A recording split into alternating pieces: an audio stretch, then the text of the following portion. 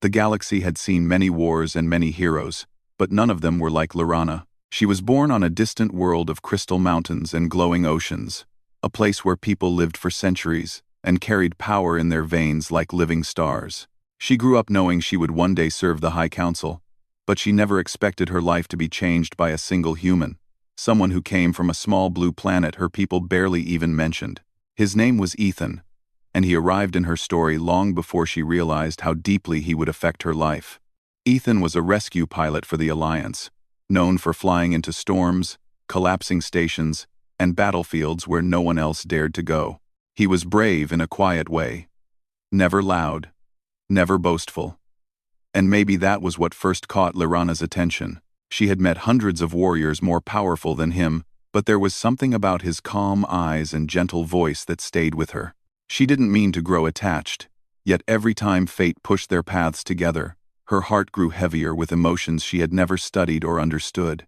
Part 1 began on the day Ethan was sent to escort her to a negotiation chamber on the moon city of Virelon. The city floated above a gas giant, held by ancient technology, and its walls shimmered with golden barriers. She walked beside him through long corridors where alien diplomats moved nervously. The galaxy was tense. Rumors said a superweapon called the Dusk Engine had resurfaced, and anyone who controlled it could destroy whole star systems. Lyrana had been chosen to negotiate with the factions fighting for it, and Ethan was there to protect her. He noticed her silence as they walked. "Are you okay?" he asked softly. Lyrana did not turn her head, but she heard the concern in his voice.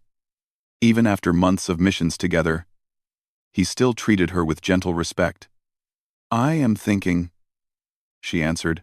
"These negotiations could decide the future of half the galaxy, and you're the one they trust for it," he said. "That means something." His words warmed her heart more than she expected. She was used to praise, but not like this. When others complimented her, it was usually about her power or her lineage. Ethan praised her courage, her patience, her kindness, all things she wasn't even sure she had until he pointed them out. Inside the negotiation chamber, tension rose quickly. Representatives argued, shouted, and accused one another of betrayal. Some demanded access to the Dusk Engine. Others demanded its destruction. Lyrana's voice was steady as she spoke, but Ethan observed the way her hands tightened behind her back. She carried pressure on her shoulders that no one else could understand. When the negotiations paused for a break, she stepped outside into a quiet balcony. The gas giant below them swirled with orange and red storms. Ethan followed her silently, leaning on the railing beside her. "You did well in there," he said. "It didn't feel like it," she replied. "They want war. They want power. Every faction sees the Dusk Engine as a chance to rule everything. Then maybe they just need someone who wants peace," he said gently. She finally turned toward him. "And you think that is me?" "I know it's you." Her heart beat a little faster. She didn't show it, but every kind word from him felt like a small light warming her chest. She had lived long enough to understand many things about the galaxy, yet she did not understand how one human could affect her so deeply. Before she could answer, alarms echoed through the entire building. The golden walls flickered. Shouts erupted inside the chambers. The balcony beneath them vibrated. Ethan grabbed her wrist instinctively. "We need to move," he said. A blast ripped through the chamber doors as armed infiltrators stormed in, targeting the delegates. Their armor was dark, silver, marked with the crest of the Shard Dominion, one of the factions desperate to seize the Dusk Engine. Panic spread fast. Ethan pulled Lyrana behind cover while diplomats scattered. "Stay low," he told her, but Lyrana was not one to hide. She summoned a soft glow in her hands, creating a barrier around the diplomats near her. Ethan moved swiftly, using his training to disarm 2 attackers with precise hits, but there were too many. "This is a distraction," Lyrana said breathlessly. "They wouldn't attack unless they were after something bigger." "The Dusk Engine negotiations," Ethan said. "They're trying to end them by force." A crackling blast hit the wall beside them, sending dust flying. Lyrana pulled Ethan with her, shielding him with her own body. He looked surprised. Even though she was much stronger than him, "You don't have to protect me," he said. You protect me all the time, she whispered, her voice trembling more than she wanted. Let me do the same. The attackers were relentless. But Lorana stepped forward. Her eyes glowed brighter as she raised both hands. A wave of shimmering force swept through the hall, disarming a group of enemies without harming them. She fought with precision, always careful not to cross moral lines. Ethan moved beside her, covering her blind spots. Their teamwork felt natural, almost instinctive. When the last attacker fell unconscious, silence filled the chamber. Guards rushed in to secure the area. Diplomats thanked Lorana loudly, praising her heroism. But she didn't hear them clearly. Her gaze was stuck on Ethan's arm, where a small burn mark showed through his sleeve. You're hurt, she said. It's nothing, he insisted. I've had worse. She reached for his hand slowly, her tone softer than before. You can be honest with me. Ethan took a breath. Okay. It stings a little. Her expression changed in a way he didn't often see, gentle, worried, almost affectionate. Lorana guided him to a quiet room nearby and used her healing ability to ease the pain. The soft blue glow from her palms wrapped around his injury, and Ethan felt warmth spread through his skin. You always risk everything for others, she said quietly. That's the job, he answered. No, she said. This is who you are. He looked at her carefully. Why does that sound like it matters to you? Her breath caught slightly. She hadn't planned to reveal anything, but the moment felt too real to hide behind formality. Because you matter to me, she whispered. Ethan froze. For a long moment, neither of them spoke. Her confession hung between them like a delicate piece of starlight. Before he could respond, a holographic alert blinked to life. The message was urgent. Someone had broken into the ancient vault where the Dusk engine was stored. Lorana stood quickly. This isn't over, she said. They planned more than an attack. Ethan nodded. Then we go. Together. They raced down the corridors as the golden walls flickered again. Alarms wailed louder. Everything inside the Moon City felt unstable, as if the very structure was trembling under the weight of danger. When they reached the vault, the doors were torn open. Guards lay unconscious. The energy fields around the artifacts flickered weakly. A dark figure stood near the pedestal where the Dusk engine should have been. The space was empty. They took it, Lorana whispered. The figure turned. It was a masked commander of the Shard Dominion. We knew you would chase us, he said. That is exactly what we want. He activated a detonator and teleported away. Ethan's eyes widened. Run, he shouted. The vault shook violently. Light burst from the floor. Lorana grabbed Ethan's hand and pulled him close as the explosion consumed the chamber. She wrapped them both in a shield of pure energy. The blast threw them backwards, slamming them into a corridor wall. Ethan coughed, dazed but alive. You saved us, he whispered. She didn't answer. She looked at him with an expression full of fear, not for herself, but for him. She realized something important in that moment. She had always acted out of duty, responsibility, or command, but the fear she felt when he was in danger was different. It wasn't logical. It wasn't strategic. It was personal. Ethan touched her shoulder gently. We'll get the Dusk engine back, he said. We'll stop them. Lorana nodded, but her eyes were full of something deeper, something she wasn't ready to admit out loud yet. She knew the galaxy was now in greater danger than ever, because the Dusk engine wasn't just a weapon, it was unstable. If misused, it could rip apart entire star systems. Millions of lives were at risk, and yet, as she held Ethan's hand and helped him stand, her thoughts were not about the galaxy. Not fully. Her greatest fear was losing him. The realization shook her deeply. For the first time in her long life, she found someone she could not bear to lose, and she would do anything to keep him safe. Even if it meant saving the entire galaxy, even if it meant fighting alone, even if it meant facing impossible odds. She didn't know it yet, but this was the beginning of a choice that would change everything, the kind of choice that would test her heart more than any battle, because one day, she would have to decide how far she was willing to go to keep her human by her side. and the galaxy would learn exactly how powerful love could be.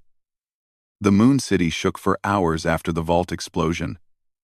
And even when the lights stabilized again, the feeling of danger hung in the air like a thick fog. Lorana and Ethan were ordered to stay in the secure wing until engineers confirmed the city structures were safe, but neither of them could sit still. The Dusk engine was gone, stolen by a faction that had already proved they were willing to tear apart peace for power. But Lorana's thoughts were not only about the galaxy. Every moment she replayed the explosion in her head. She saw Ethan being thrown back, and her heart tightened painfully. He rested beside her on a metal bench, his arm still healing. She watched him carefully, pretending not to be obvious about it.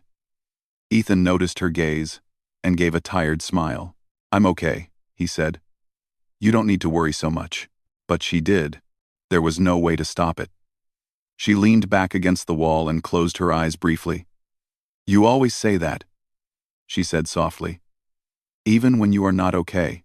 "Maybe," he admitted, "but worrying won't help us right now." "It helps me," she whispered. He turned his head toward her, surprised by her honesty. She rarely showed vulnerability. For someone who had stood before entire councils and commanded peace treaties, she looked strangely fragile in that moment. Before he could say anything, an officer arrived. "We have a lead on the Dusk engine's transport vessel," he said. "It seems they used a stealth ship heading toward the outskirts of the Nebula Rift. The High Council requests both of you to pursue it immediately." Ethan stood at once. Lorana did too, though her eyes were sharper, colder now. Anyone threatening Ethan's life had unknowingly made her their enemy. As they boarded the small pursuit ship, Ethan noticed that Lorana was unusually quiet. He sat in the co-pilot seat, typing coordinates. "You're thinking too much," he said. "I must think," she answered. "The Dusk engine is unstable. If they activate it, we may have only hours before a star system collapses." He nodded. "Then we stop them before they do." His confidence in her was strangely comforting, and she allowed a small smile to form. "You say it as if it is simple." "It is simple," he said playfully. "We're alive. We work together. We don't give up." Lorana looked at him for a long moment, her expression filled with emotions she couldn't name. "You make everything sound less impossible." "That's my specialty," he answered. The ship entered the Nebula Rift, a dangerous region filled with colorful clouds of ion storms and drifting debris from ancient battles. Glowing blue lightning flashed inside the clouds, illuminating their small vessel. Ethan studied the scanner. "There's a signal weak but consistent. Probably their stealth drive." Lorana leaned forward. "Follow it." The ship sped deeper into the rift. Visibility dropped, and static filled the comms. Suddenly, a massive shadow crossed their path. Ethan pulled the controls sharply. "Hold on." A giant cruiser, shaped like a metallic spear, emerged from the nebula. It was the Shard Dominion's flagship, the same design used by their elite commanders. Lorana's chest tightened. This wasn't just a recovery mission anymore. This was a trap. The cruiser fired a warning shot, shaking their ship violently. Lorana gripped the console. "They want us alive," she said. "Otherwise, they would have destroyed us." "That doesn't make me feel better," Ethan muttered. But he maneuvered the ship with expert skill, dodging another blast. The cruiser finally opened a hangar shield and hailed them. "Surrender. You will not be harmed," a cold voice said through the speakers. "We require the Starborn ambassador." Ethan frowned. "Why are they after you?" Lorana didn't answer immediately. She stared at the cruiser as memories surfaced, ancient rumors, old prophecies, legends her planet whispered about starborn rulers and cosmic weapons. She pushed the thoughts away. "We cannot fight a cruiser in this ship," she said quietly. She looked at Ethan, her eyes full of regret. "We will surrender, but I promise I will not let them harm you." He opened his mouth to protest, but her expression stopped him. She wasn't choosing surrender. She was choosing him. Ethan exhaled heavily. "Fine, but we stay close." "Always," she whispered. Their small ship was pulled into the hangar by tractor beams. When the engines shut down, armored soldiers surrounded them. Lyrana stepped forward confidently, glowing faintly with power, but she made no attempt to attack. Ethan walked beside her, alert but calm. A tall commander approached, removing his mask to reveal pale gray skin and sharp silver eyes. "Ambassador Lyrana," he said, bowing mockingly. "Your presence is most useful." "What do you want with me?" she asked. "You are the key," he said. "The Dusk engine can only be stabilized by someone of your lineage. Without you, it is too unstable to activate. With you, it becomes unstoppable." Ethan stepped forward protectively. "So you kidnapped her just to use her? You think she'll help you destroy people?" The commander smirked. "She will help when she sees what is at stake." Lyrana narrowed her eyes. "I will never support destruction." "That is why we brought your human," the commander replied. Her blood ran cold. Ethan stiffened. "You misunderstand our bond," she said firmly.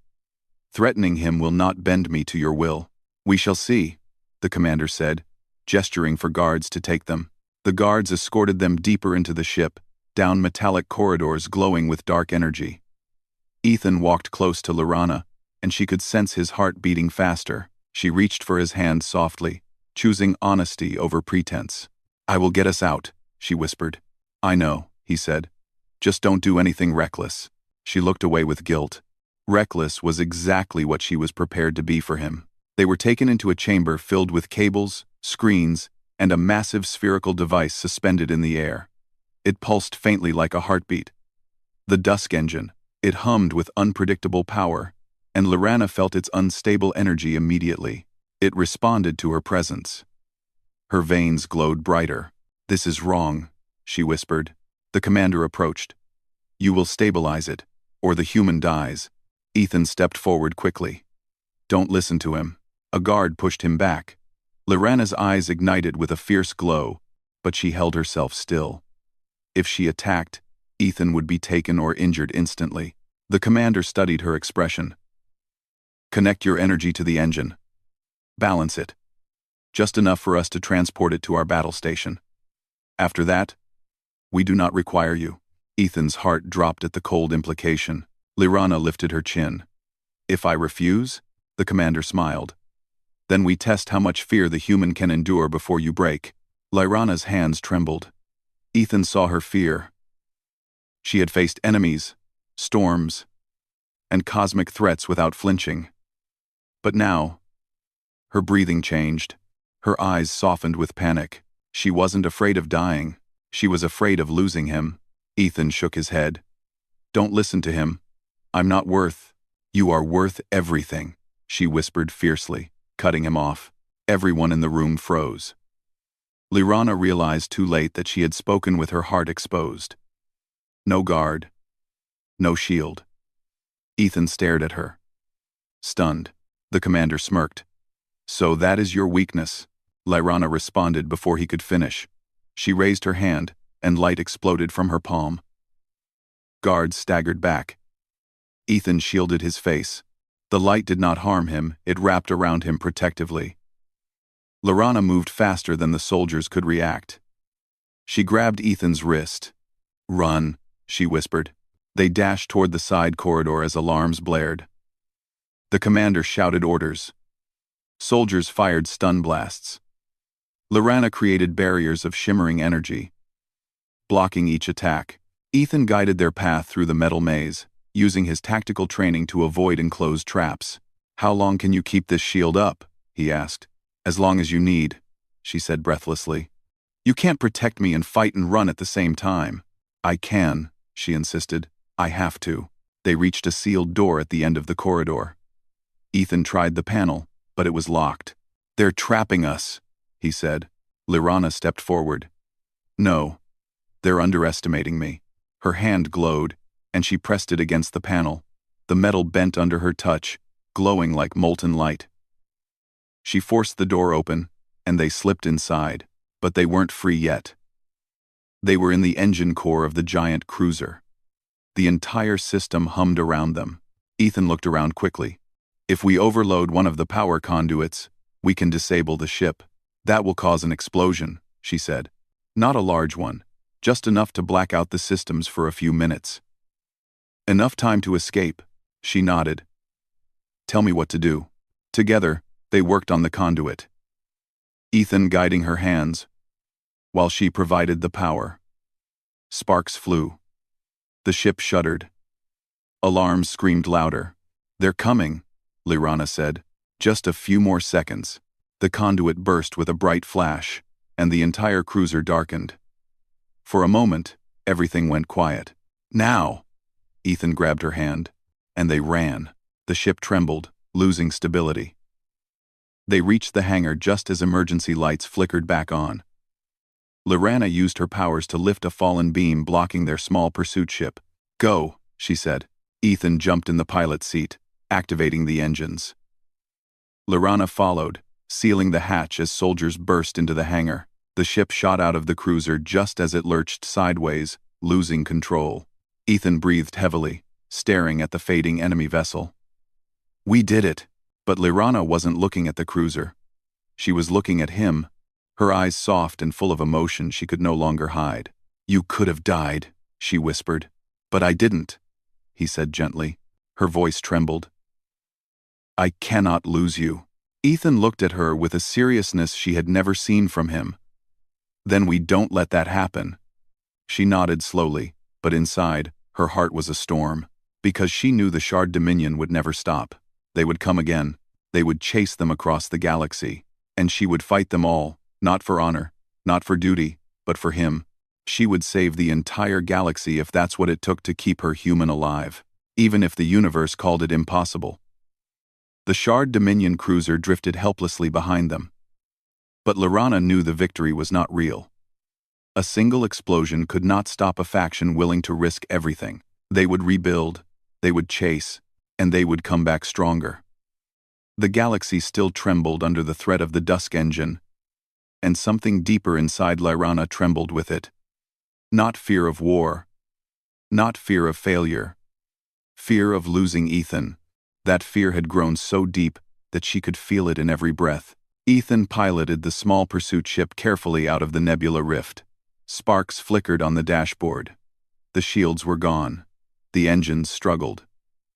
He kept adjusting controls to keep the ship stable. Lirana stayed beside him, watching the windows, scanning for danger, her heart heavy. We need to land, Ethan said. The engine won't last much longer. She nodded. There is a small planet ahead. Mostly forest, uninhabited. We can repair the ship there. He glanced at her. Are you sure you're okay? She didn't answer immediately. She looked at him with tired eyes. I am not okay, she admitted softly. Because today, I almost lost you. Ethan froze for a moment, surprised by her honesty. He turned toward her gently. Lirana, we made it. We escaped, but they used you against me, she whispered. They saw what you mean to me. Now you are their target. He reached out and touched her hand carefully. His touch was warm, grounding her. We'll figure it out. Together. Her fingers tightened around his. I will not let them take you. I know, he said. But if we're going to survive this, we have to think clearly. Not with fear. Her voice was low. My fear is only because I care. I care too, he said softly. Lirana looked away quickly, her heart pounding. She was afraid he could see too much in her eyes, too much longing, too much protectiveness, too much love she didn't know how to express yet. The ship entered the planet's atmosphere, shaking violently. Ethan held the controls firmly, while Lirana stabilized the hull with her energy. They landed in a clearing surrounded by tall, glowing trees. Blue light pulsed through the forest leaves, illuminating the night. The ship hissed and crackled as steam escaped from broken panels. Ethan stepped out first, stretching his sore muscles. Lirana followed, scanning the forest carefully. It is safe, she said. Nothing dangerous nearby. He nodded. Good. Let's see what we can fix. For hours, they worked side by side. Ethan repaired circuits, while Lirana used her power to rebuild cracked metal. They talked only a little. Both tired. both thinking about what came next. At one point, Ethan paused to wipe sweat from his forehead, and Lyrana found herself staring at him again quietly, intensely, almost painfully. He noticed. "Why are you looking at me like that?" She looked away quickly. "I am just thinking." "About what?" "About how fragile you are," she whispered. "Humans break so easily. I do not understand how someone so fragile can be so brave." Ethan smiled faintly. "Maybe we're brave because we're fragile." Her eyes softened. "That is strange logic. It's human logic." She gave a small, tired laugh. A sound Ethan wasn't used to hearing from her. As night fell, the repairs slowed. Ethan sat against the side of the ship, exhausted. Lyrana sat beside him, not touching but close enough that their shoulders nearly brushed. The forest glowed faintly around them, filling the silence with soft blue light. "Why does your world care so much about the Dusk Engine?" Ethan asked. Lyrana sighed. "Long ago, it was created by ancient starborn scientists. Its purpose was peaceful, an energy source meant to stabilize dying suns. But something went wrong. It became unstable, unpredictable. Some wanted to destroy it. Others wanted to use it. Wars were fought. Lives were lost. My ancestors locked it away so no one could repeat the past. And now the Shard Dominion wants it? They believe it will make them rulers of the galaxy. They think power is control." "And you?" Ethan asked. "You have power, but you never use it to control." Lyrana turned toward him slowly. "I do not want to rule the galaxy. I want to protect it." "Why?" Her answer came softly, like a truth she had carried for too long. "Because if the galaxy falls, you fall with it." Ethan's breath caught. He stared at her with an expression she couldn't read, something warm and intense. She looked away quickly, suddenly embarrassed by her own honesty. Ethan shifted closer. "Lyrana, you keep acting like your only job is to protect me." "It is," she whispered. "No," he said. She hesitated, her heart beat loudly in her chest. "You are putting yourself in danger for me," she said. "You do not have to, but I want to," he said firmly. "You're not alone in this." She didn't know what to say. Her throat felt tight. She had lived centuries, but she had never been so unsure of her own words. Before they could speak further, the ground trembled slightly. A deep hum resonated through the trees. Lyrana stood instantly. "They found us." Ethan grabbed his gear. "How?" "We hid the ship's signal. The Dusk Engine," she whispered. "It responds to me, and I respond to it." They followed the connection. The sky above the forest cracked open as multiple Shard Dominion ships descended. Blue light sliced through the trees. Lyrana reached for Ethan's hand. "We run," she said. They sprinted into the forest as ships landed behind them. Soldiers spread out. The glowing leaves lit the path ahead, but shadows moved quickly between the trees. Ethan stayed close to her, breathing hard. She kept a protective shield around him even as her strength drained. "They won't stop," he said breathlessly. "I know," she whispered. "They want the engine activated. They think only I can do it." "Can you?" "Yes," she said, "but I never will." Blaster shots tore through the branches. Lyrana pulled Ethan behind a thick tree. She used her energy to deflect shots, but she was tiring quickly. The soldiers surrounded them from all sides. Ethan scanned the area. "There has to be a way out." "There is," Lyrana whispered. "But you will not like it." He looked at her. "Tell me. Tell me." She took his hand and pressed it to her chest, right over her heartbeat. "The engine responds to my energy. I can overload it." "That would destroy it?" Ethan asked. "Yes, but it will also destroy this forest, and possibly this entire region." Ethan grabbed her shoulders. "No, you're not doing that." "There is no other way," she said. "If the Dominion gets the engine, the galaxy will burn. What about you? You could be killed." "One." She looked at him with soft, sad eyes. "If your life stands between me and death, I will choose your life every time." Lorana. No, she said, touching his face gently. Ethan, listen to me. I saved you once today. I can save you again. But this time, I must save everyone else too. He shook his head. You're talking like you've already decided to die. She smiled faintly. I decided nothing. I am only acting with the heart you awakened. A bright explosion tore through the forest as more soldiers advanced. They were out of time. Lorana stepped into the open, raising both hands. Energy spiraled around her, pulling from the air, the ground, even the glowing leaves. She called the dusk engine's pulse from inside the enemy ship. It resonated like a heartbeat in her chest. Ethan ran to her. Lorana, stop. There has to be another way. Her voice was calm, steady. There is no other way. She lifted her hands toward the sky. A beam of light exploded upward, connecting her energy to the ship, holding the engine. The ground shook violently. The sky tore open with blinding radiance. Ethan shielded his eyes. Lorana! Lorana! She stood in the center of the light, her body glowing like a star. Pain flickered across her face, but she held steady. The dusk engine pulsed harder, pulling itself apart. Soldiers fell to their knees, overwhelmed by the force. Ethan grabbed her from behind, wrapping his arms around her. You don't have to do this alone. You can't hold this power, she gasped. It will tear you apart. Then let it tear me apart, he said. I'm not leaving you. His arms tightened. His presence grounded her, steadied her. Somehow, the wild energy responded, calming slightly, focusing through her instead of exploding. Her eyes widened. The overload stabilized, not enough to save her, but enough to save the planet.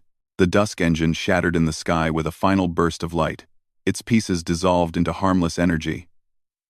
The Shard Dominion ships lost power and crashed harmlessly into the forest edges.